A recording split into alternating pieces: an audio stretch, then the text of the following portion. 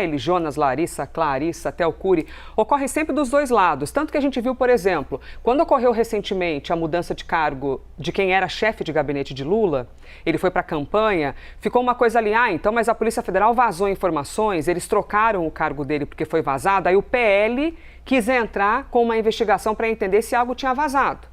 Mas claro que o PL não vai entrar com uma, enfim, suspeitamos que não, com uma investigação para compreender as informações vazadas de Lulinha. Assim como o PT não vai entrar com uma investigação para compreender por que o lance do Dark Horse fica vazando também.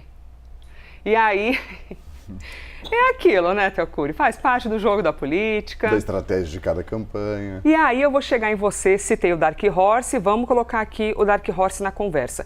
Quando a gente observa 2026, estratégia de campanha, tudo mais, como é que estão? São duas investigações que estão no centro das campanhas. O caso de Lulinha, que é explorado por Flávio, e o caso Dark Horse, explorado por Lula, ou pela campanha de Lula. Como é que estão sendo explorados, ao seu ver, esses assuntos? Ou algum deles deu até uma arrefecida aí? Enfim, conte-nos tudo, não nos esconda nada. Combinado. E tem uma curiosidade aqui, bom dia para todos os meus colegas, tem uma curiosidade aqui que no caso do Lulinha, os ministros responsáveis pela investigação são o André Mendonça, que tem 2 investigações abertas contra o Lulinha, e o Flávio Dino. No caso do Dark Horse, são os mesmos 2 ministros que são relatores do caso. Nossa, também. Verdade. São o André Mendonça e o Flávio Dino. Flávio Dino abriu uma investigação, o André Mendonça abriu outra investigação. Uma no Dark Horse foca com relação a repasse de emendas, está com o Flávio Dino, e a outra do André Mendonça foca no financiamento em si, que é o que pode envolver o Flávio Bolsonaro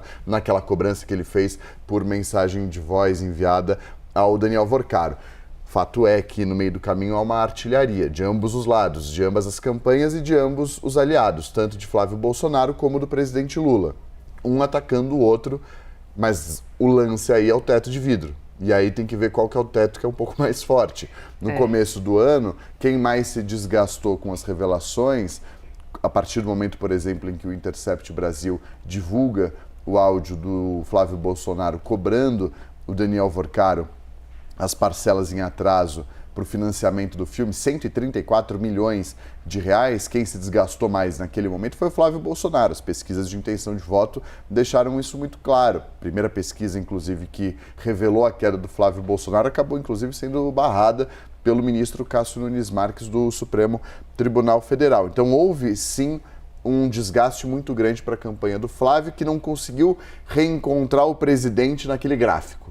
Começa agora a se aproximar, mas por muito tempo ficaram distantes nos gráficos que mostravam o desempenho dele na corrida à presidência da República.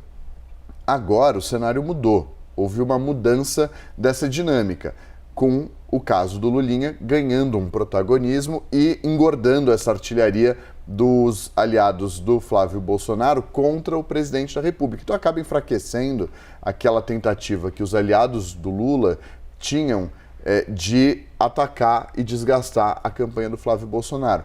São 3 inquéritos contra o Fábio Luiz Lula da Silva, um empresário, filho do presidente da República, chamado de Lulinha, e que tem ali alguns vazamentos sendo realizados ao longo dos últimos dias. Ele, Jonas, já explicou, a Clarissa e a Larissa também já se debruçaram sobre isso. Esses vazamentos ganham uma outra proporção e fazem com que esse cenário mude.